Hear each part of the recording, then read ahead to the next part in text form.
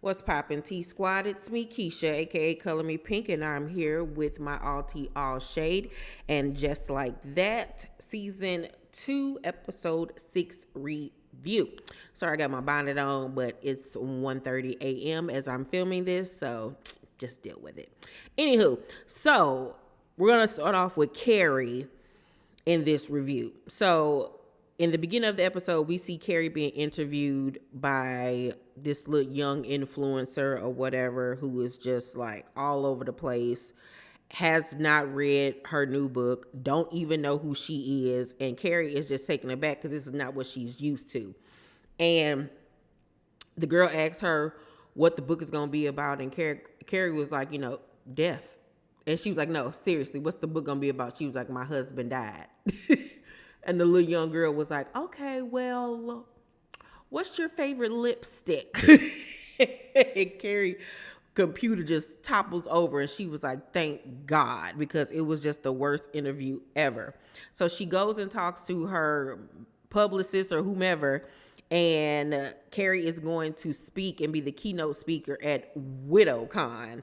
And in walks the coordinator of the event, Karen, who Carrie worked with back in the day, but she now goes by Carrie because, it's not a good thing nowadays to be named Karen. And it's played by SNL alum. I forgot her name, but y'all know who she is. The lady used to always do the little sad face character, like, she used to be funny as I don't know what. And she was equally as funny on this episode because she kept on coming at Carrie about not showing up to a pitch meeting that they had years ago for a show. And Carrie don't remember none of this, but that lady keep on reminding her that you never showed up. So she's like, you have to show up to this event. So Carrie is like, all right, like I will not miss this for anything. So, Carrie then calls Che and asks her to go with her. Che is depressed because the show is kaput now and she's back at square one. She's embarrassed and she just doesn't have the will to go perform or anything. So she's just eating herself to oblivion, laying up in the bed and hiding from the world. And Che don't want to go, but Carrie pretty much guilts her into going. And so she was like, all right, I'll go.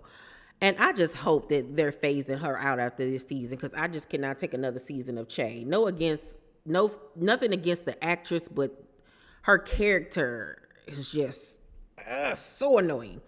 So Carrie is having dinner with Naya, Miranda, and wasn't it Charlotte? I believe it was Charlotte. Yeah. And they're talking about exes and stuff like that. And she brings up Aiden and says that she hasn't spoken to him in years and everything.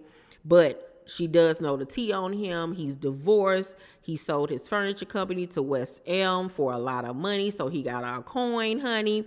And it gets her to thinking, like, should I actually reach out to him? And she actually crafts an email to send to him, but she doesn't do it. Like, she doesn't have enough gumph to do so. You know what I'm saying? Because, like, what if he don't respond? What if he got an attitude? Like, you just never know.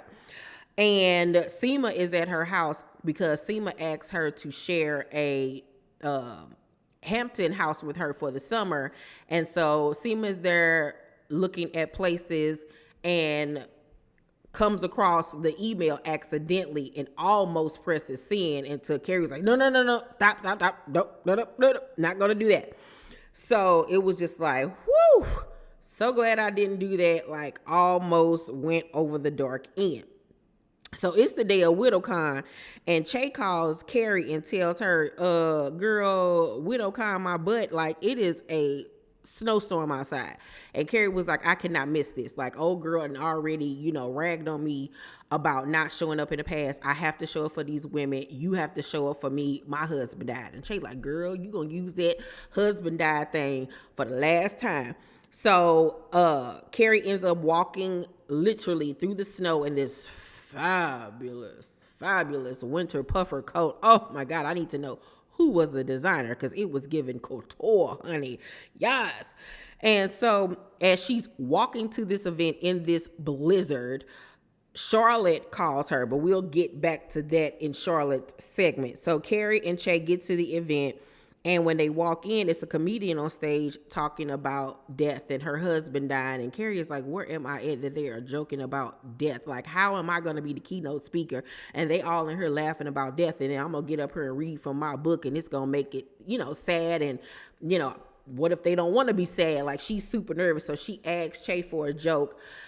Che gives her a joke. It does not land when she gets on stage. It's hella awkward, but when she reads her excerpt from her book, the audience falls in love and just really,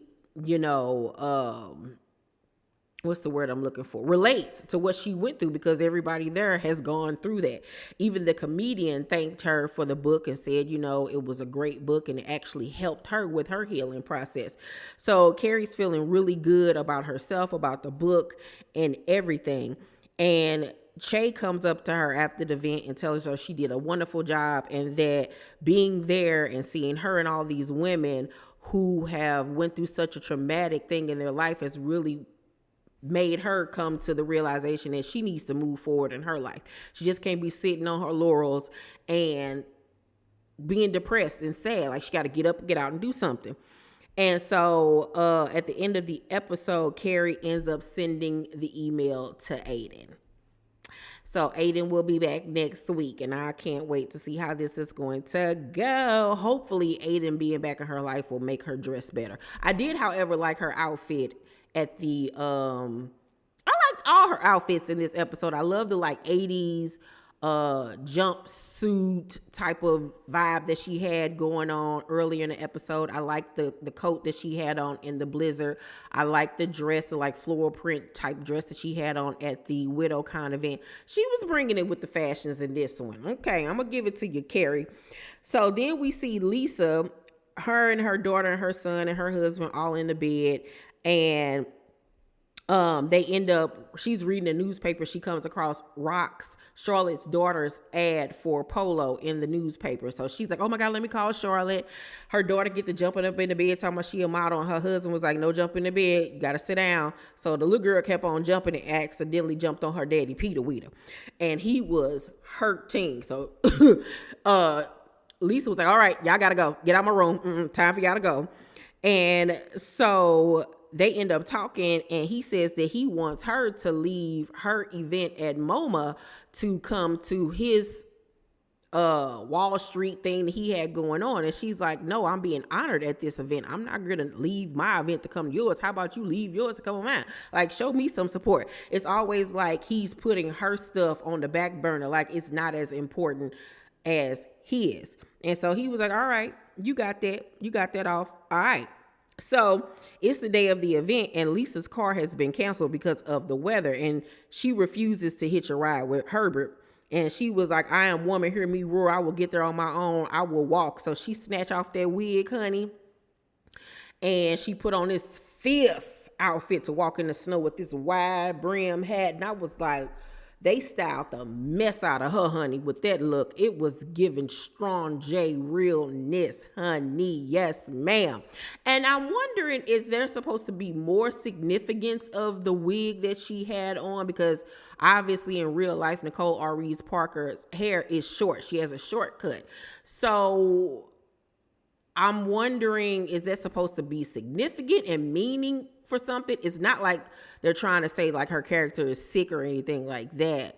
But I wonder, is it about maybe in the future her embracing her natural hair instead of trying to have the European aesthetic? I don't know. Or maybe I'm just reading too much into it. Maybe she just literally needs to take the wig off so it wouldn't, get wet in the storm.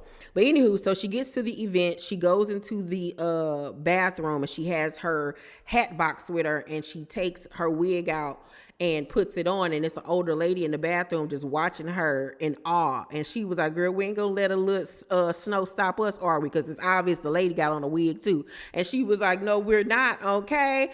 And she goes out, she does her speech, and when she's sitting on the stage getting interviewed, she's looking at the empty seat where her husband should be, and you could tell it's bothering her.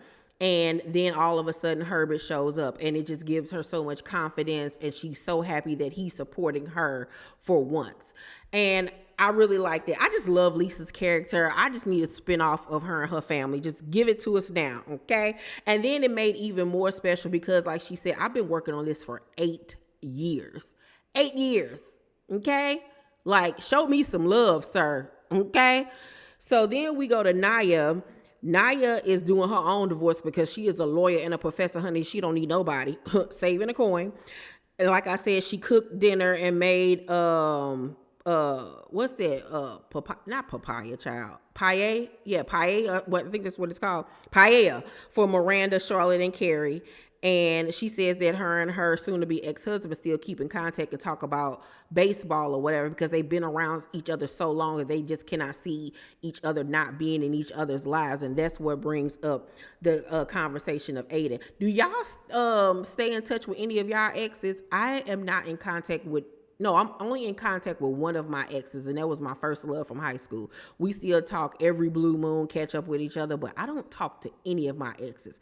Y'all let me know down below in the comment section, y'all still friends with your exes? Let me know. Let's talk about it.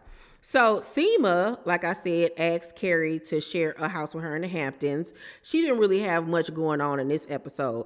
Then we go to Miranda. No, I forgot. I skipped over Charlotte. So like I said, Rock's polo ad campaign came out. She has a lot of attention on her. Lily all of a sudden announces to her family that she's losing her virginity that day, and she mad because now she ain't gonna be able to do it because Charlotte didn't get her reservations at, I forgot what restaurant, and now that's ruining her whole shtick of what she was gonna have going on that day for losing her virginity. And her mama and daddy and old boy was looking like, what you say, girl?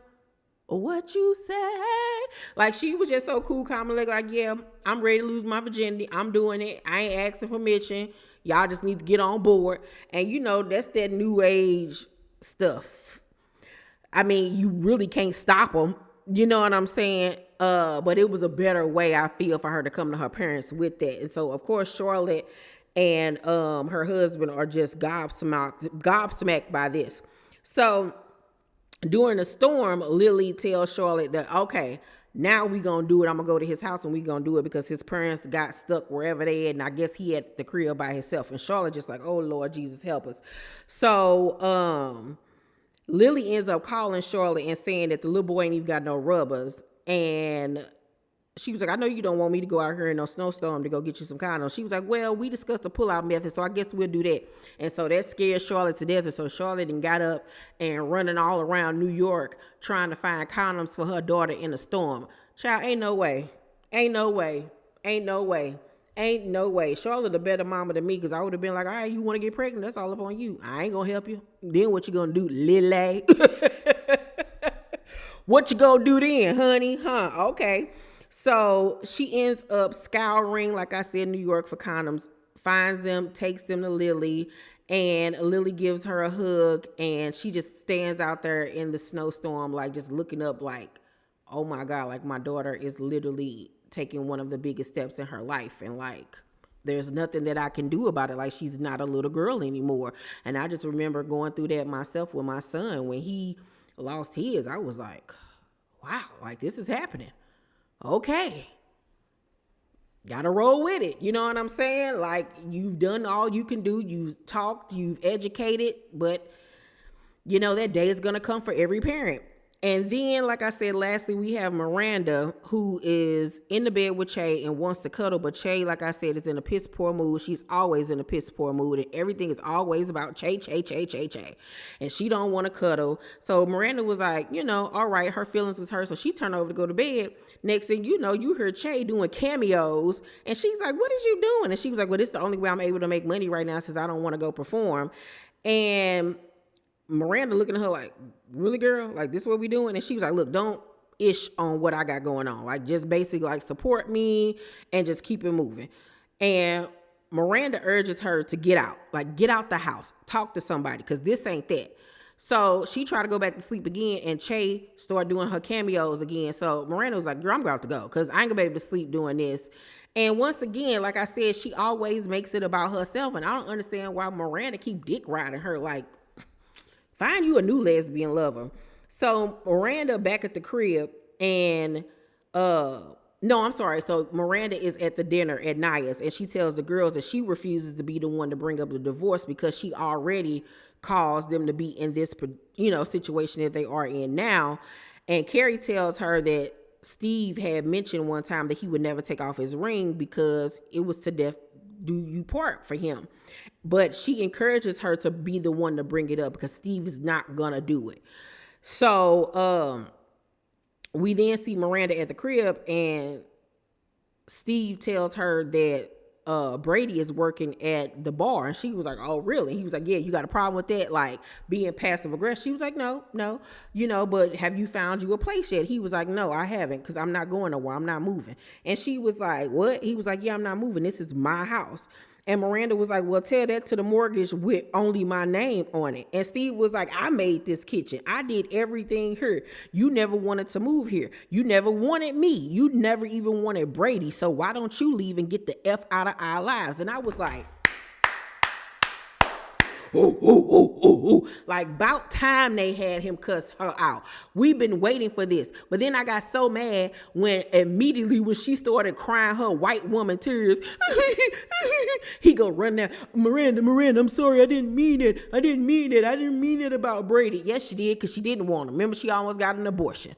So I was like, why y'all have him run after her? Forget her. She needed to get cussed out.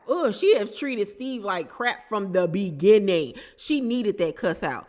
But he was able to get her to stay. They laying in the bed together, and she apologizes to him for hurting him. And as they laying there, she sees a open condom wrapper on the nightstand. And she was like, what is this? And she was like, you didn't effing somebody else and in our bed? He was like, yeah, kind of, sort of. She was like, so all this time you up here making me feel like crap when you already done moved on and doing your own thing. And he was like, no, because she said he was playing victim. He was like, I never said I was a victim. That's something that you conjured up because of your guilt. And so she was like, you know what? I'll start drawing up the divorce papers tonight. And she get mad and leave. Like, once again, like, she just as selfish as Che. And that's why I'm happy Che done did her the way that she's done her, because now she getting a taste of her own medicine. And I really hope that they have her character realize that the way Che does her is the same way she does Steve.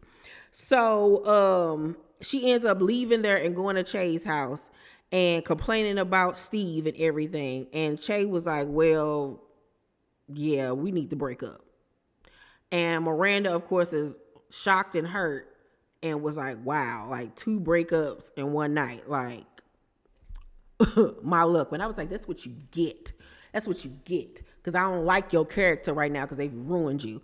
But other than that, overall, I'm giving the episode an A. It was really good. One of the stronger episodes in my eyes. I really liked Lisa's storyline this episode and Carrie's the most. Yeah, those are my favorites. Y'all let me know what y'all thought about the episode down below in the comments section. Make sure to thumbs up this video, like, and subscribe, and hit that notification bell button, you guys. I love you, and I'll see you on the next video. Bye.